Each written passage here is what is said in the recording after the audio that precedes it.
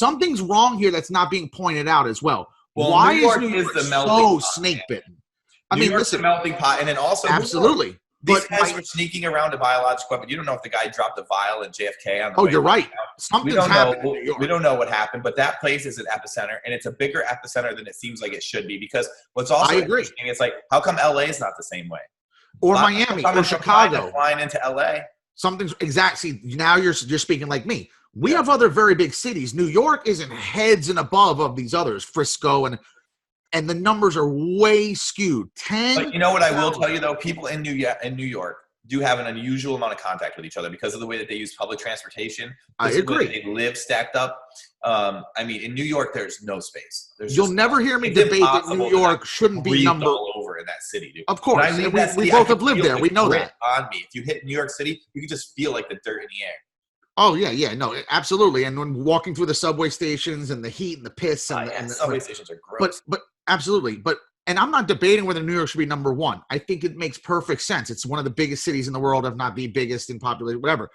But for it to be heads and above, like you said, over double California, the number one most populated state. Tip your hat to Gavin Newsom, man. Whether you're Republican or Democrat, California, this guy has earned himself a star. California has 683 deaths. Louisiana has more. Illinois has more. Massachusetts has more than California. Something is fucking wrong. Well, here's another thing about that, though, which is interesting, is that a lot of the people that are dying in New York City are obese. They said obesity is a top factor. Yes, it is. New York City hospitalizations, and they're healthier in California than they are in New York City. That's actually a very good point. And by the way, that's why a lot of poor people, when you're hearing about black folks and Spanish folks, it's not just people of color. It's people of a certain economic factor, unfortunately. And poor people are dying of this and rich people aren't. Like you said, fitness is a factor here. It's not just age. If you have comorbidities from obesity, whether it's high blood pressure, heart problems, cancer, God forbid, whatever, you're fucked. And you're right. And they keep saying that a lot of these people were healthy. They weren't. She was 300 pounds. She's not healthy. She just maybe doesn't have outward problems. What is the overall effect on the economy of like shaving off like, I don't know, like 1 million of the weakest citizens? Does it really make an impact? Well, what is there, 30 million people in the country? If you kill off 1/30 of your weakest, most tax-absorbing citizens, is the country in that much of a better place? I think it's 300 million, something like that, because China has a billion. 300 million. 330 million. There's no even benefit. Make a dent. There's no benefit to the government for releasing something like this or doing something like this. It had to be accidental if they're involved. Well, no. Here, let's go off on this tangent. Here is why they may have released it as well. There's repercussions to problems. 9/11 ushered in the Patriot Act. Our life changed after 9/11 and how we had to view terrorism and how we traveled, how the internet started to monitor things. They started changing banking. We're all aware of this. So here's what's going to happen as a result of this that I fear. And this is why you keep hearing Bill Gates' name in all of this. Why is Bill Gates? Bill Gates is a vaxxer. You guys are killing him. Bill Gates is getting run through the mud. A vaxxer? That's a thing now? A normal human being? He's a goddamn vaxxer. No, but this guy's going you goddamn healthy person trying to keep your children healthy. What's wrong with you, you vaxxer? What's wrong with polio, man? Yeah. That shit's cool. You don't like the measles, motherfucker? You're a vaxxer. Well, you know what? Now that if anti-vaxxer is authoritative, I am a proud vaxxer. Give me every vaccine. Proud vaxxer. Give me are you throwing up the V? Are you throwing up the V? The V life. No, listen. I'm a vaxxer, son. Well, here's any vaccine you got. I got news for you, my friend. You're not gonna have a choice to get vaccinated for coronavirus, COVID-19. You don't have a choice to get vaccinated for lots of things. Well, I personally think that. Okay, so the same way children have to be vaccinated by a certain amount to attend a public school, we will now as citizens, and the rest of the world will do this, and so will we. I think Europe will be very prevalent. China's already going to make their people do it because they already rule over them with like an iron fist. So here's what's going to happen. Bill Gates has already floated this, whether you're for it or not. They're going to mandate this vaccine. When they this is when some people think this is going to finally be over, when they have a fucking vaccine for it. When that is, that could be 8 months from now. It's got to be rolled out, tested. They don't even want to use the hydrochloroquine because it's not totally tested. So how long are we going to wait for this vaccine? So that we'll find that out. You will be mandated to be vaccinated, and England's already started where you will have to carry a passport or some sort of proof that you either had coronavirus and you're now free of it, like you said, because once you have it, you typically don't get it again, or you've been vaccinated for it, it will be an identifiable part of your history, and it'll affect jobs you get, in my opinion, because to me, and tell me if you agree or not, coronavirus is the new scarlet letter. COVID-19 is the cooties. It's HIV. People are getting into fights over social distancing or coughing in places. Just imagine that you cough in a place like, whoa, what's going on? Like, there's memes about it.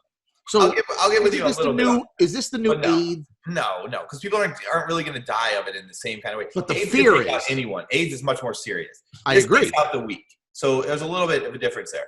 But I don't think that that's really going to be an issue, because I think it's going to be hard to test people to see if they have the antibodies in their system. There's a lot of people to test. So the idea that we're going to get like a season's pass or like a bracelet or something you wear to like go out in public or go back to work or go the microchip.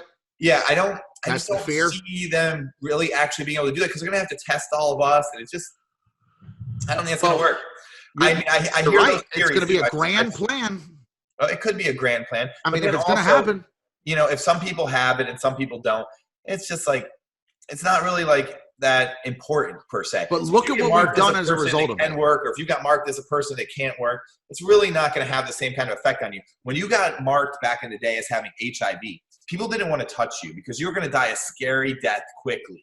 Right. And that was much scarier. Dude, people who got HIV were freaking terrified. The world was terrified of HIV. Oh, yeah, people didn't want to have sex with each other. Absolutely, but we didn't shut a world down over it, and we did over this. And you're right, it is worse. I agree, but look what we've done as a result of this, a fucking flu.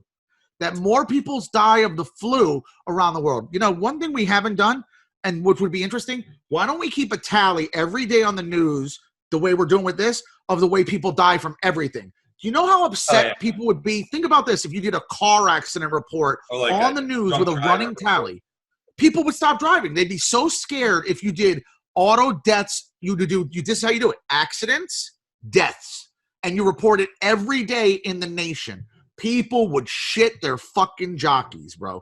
And we could do that with every single way people die. Heart attacks, cancer, whatever. And if we put it in the media and say, look at all the people that are dying. The heat map I showed you. Do a cancer map. How many people died of cancer today? I think that how many people are dying? The news does report on cancer rates here and there. That's the ones that they do. Cancer, but on a running tally every day. 4 or 5 times a year, you might hear something on those ones.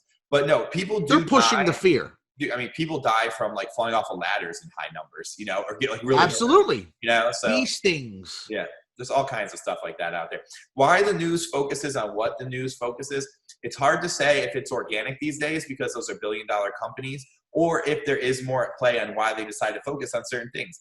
Or if there's just like, it's more whimsical. It may be just that one story hits and they're like, people like COVID. And then they do more and more COVID. And then because they do more COVID, people get more scared. And then there's a run on toilet paper. The whole thing just builds 100%. Up. There's nothing else to report. It rolls like a snowball down the mountain. Listen, COVID's so big that not only did they not report on that Georgia and other states postponed, New York postponed their Democratic primaries.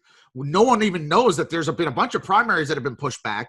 Wisconsin went ahead and did it. They caught a gang of shit over it and like, oh, they're trying to fill a seat for a Republican, that there was some other, reason behind it. Maybe there was, or maybe they just felt, hey, we don't think it's that unsafe and we want to have our fucking primary. Do you think that COVID benefits or hurts Trump's reelection? That is impossible to say because it started out hurting him. Then it looked like he was doing a good job, and now his ratings numbers are definitely falling. And he's killing off some of his base. Those old people vote for him. Well, without a doubt, he's losing.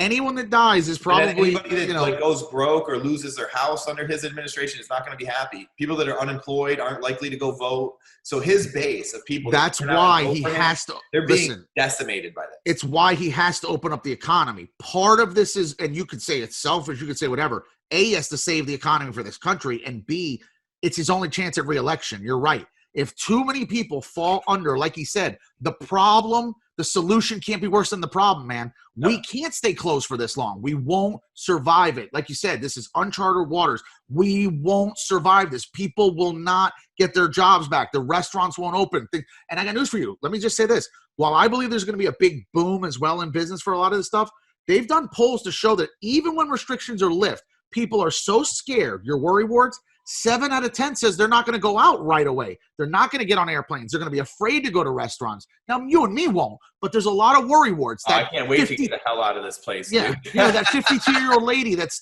like very nervous and everything that's around her, whatever. Oh, man. I know people like that. You know how they're long going to be I've afraid. heard, can I get you guys some appetizers? Oh my God.